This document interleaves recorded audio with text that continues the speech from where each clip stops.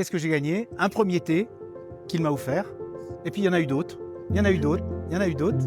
Et puis jusqu'au jour où il m'a dit tu serais pas un petit peu disponible, quoi? Voilà. Ça a démarré comme ça. Salam alaikum.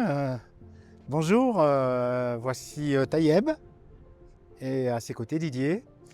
Nous sommes tous les deux dans un domaine qui s'appelle Rocher Oukaïmeden, dans la vallée de l'Oukaïmeden, à 55 km de Marrakech.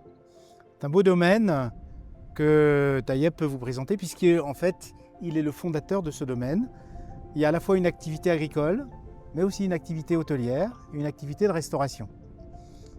Donc je te laisse la parole Tayeb pour décrire ce qui te passionne, ce qui t'a passionné peut-être ici pour créer ce beau domaine.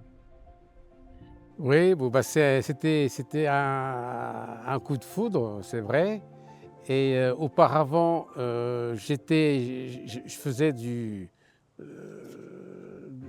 safran du côté de l'Orica, sur la vallée. Et puis après, j'étais inspiré de venir ici cultiver le safran. Et puis ça a bien pris. Et voilà. Donc c'est le démarrage de l'activité, c'était grâce au safran. Et puis après, on continue toujours à faire du safran.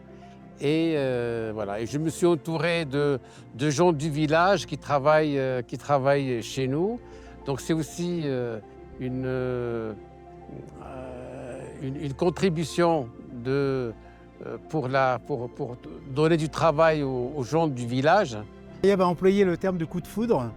Alors moi aussi, je prendrais ce terme-là. Moi de mon côté, dans une autre vie, j'ai servi l'éducation nationale française. Et c'est à ce titre-là que j'ai découvert la vallée de l'Orica. Pendant 8-9 ans à peu près, j'emmenais des jeunes Bretons, donc des jeunes Bretons ici découvrir la beauté de ces paysages, rencontrer la population. Et puis par le plus beau des hasards, on va dire, j'ai connu ce domaine avant que Tayeb le prenne, l'acquiert. Je l'ai connu simplement avec le chalet qui est derrière vous. Il y avait ça au début. Et en fait, moi j'avais pour habitude, avec les jeunes que j'emmenais ici, de m'arrêter un petit peu plus haut sur un belvédère. Donc j'ai connu juste le chalet qui était monté sur un rocher. Après, j'ai vu un jour pelleteuse, un petit bulldozer, et puis je me disais, mais qui est cette personne qui se lance dans cette aventure-là?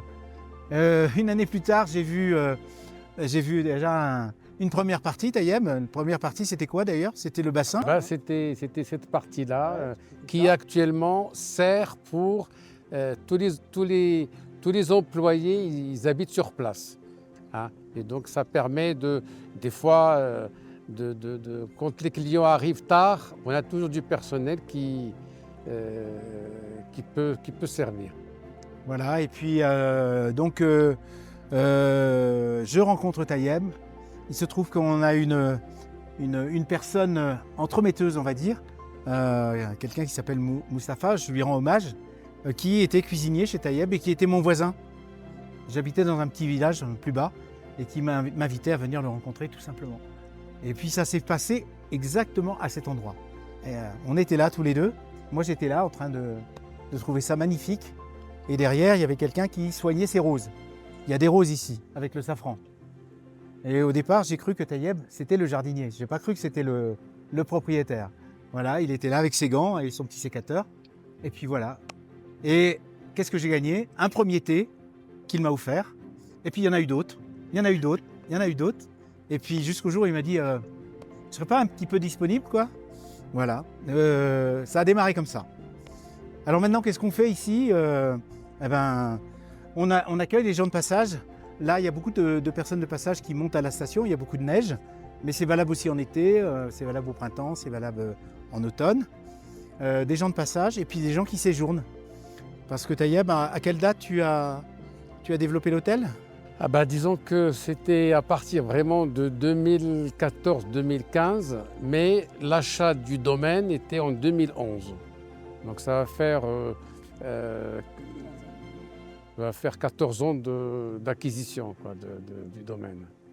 Voilà, et donc une fois qu'on séjourne ici, on se voit proposer des activités sur site ou des activités de pleine nature.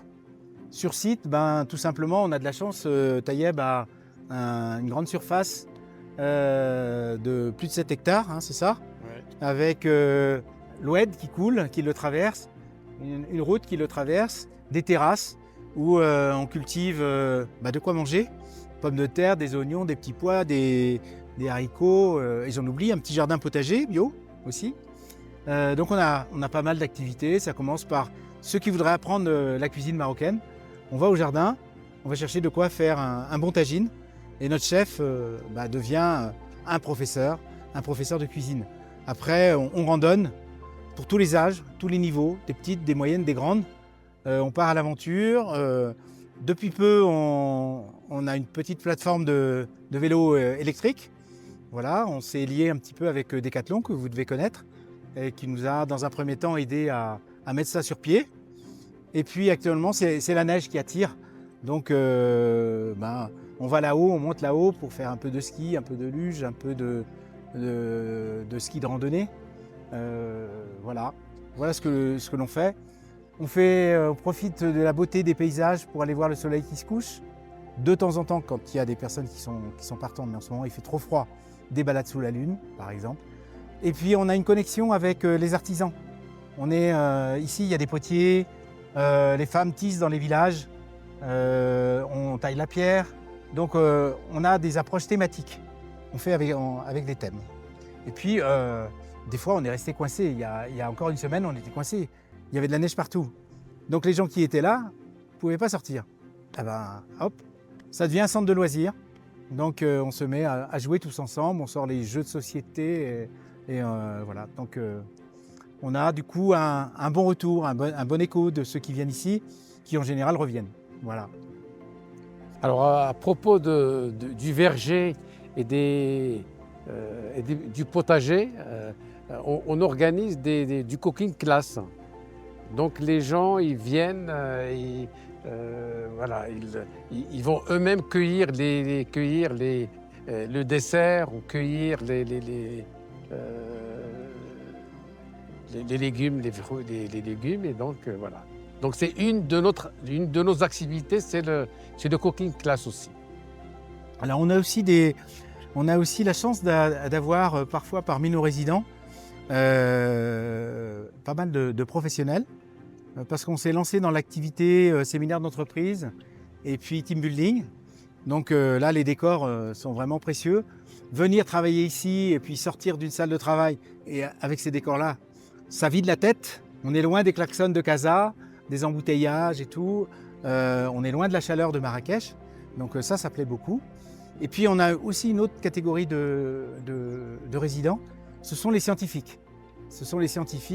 On a beaucoup d'ornithologues qui viennent ici parce que les montagnes sont extrêmement riches au niveau de la végétation, mais aussi au niveau animal. La flore et la faune. La flore et la faune, voilà, la flore et la faune. Donc on a des gens qui viennent observer les reptiles, d'autres qui viennent simplement pour observer la chouette hulotte. Voilà, ils viennent juste pour la chouette. D'autres pour des petits oiseaux, des petits passereaux, dont j'ai oublié les noms. Voilà, il y en a qui viennent observer les lagrabes, là, les scorpions. Oh, ça fait peur. Ou les serpents. Mais voilà. Et il y en a d'autres qui viennent observer les étoiles. Parce qu'ici, hier soir, j'ai invité, j'aurais dû me taire parce que j'ai mis un peu le bazar dans une famille. Je les ai invités, ils avaient une terrasse. Je leur ai dit, utilisez les chaises longues et dormez sur la terrasse tellement c'est beau. La nuit était vraiment magnifique. On est presque en pleine lune, donc on n'a pas de pollution visuelle. Donc c'est vraiment magnifique. Voilà, on ne manque pas d'idées. Dans nos bassins, il y a des poissons, alors toc toc toc, on apprend à pêcher les poissons. Voilà. Puis on a des rêves encore, hein. On a des rêves. On aimerait bien avoir une petite ferme pédagogique. Voilà. Moi, ce que j'aime bien faire, en tout cas dans les activités qu'on crée, c'est on arrive en famille, mais il faut que tout le monde soit en vacances, autant les parents que les enfants. Voilà. Et donc, ce que j'aime, par exemple, les scènes que j'ai vues ce matin étaient vraiment géniales parce que les parents prenaient, c'était des groupes d'amis, ils prenaient leur petit déjeuner ensemble et les enfants couraient un petit peu partout. voilà, il n'y a pas de risque ici, il y a des jeux pour eux. Donc tout le monde était super content. Ils oubliaient même d'aller à la neige. Donc, mais bon, maintenant ils sont en train de skier. Je les ai emmenés là-haut pour qu'ils skient. Donc ils vont venir bien fatigués tout à l'heure. Voilà. En tout cas, bienvenue à tous ceux qui veulent visiter la campagne, la montagne, pas très loin de Marrakech. Et voilà, on serait heureux de recevoir tous ceux qui sont intéressés par Marrakech et la région de Marrakech. On est à combien de Marrakech? Combien de kilomètres? Alors on est à exactement 56 km. À partir du centre de Marrakech jusque chez nous, 56 km. Ça se chiffre par... c'est 1h10. Et la route, elle a été, il n'y a pas très loin que la route a été élargie. Et ce n'est pas encore fini parce qu'il manque encore de la signalisation. Donc voilà, donc c'est une région qui, à la fois qui reste traditionnelle et à la fois qui évolue au niveau infrastructure.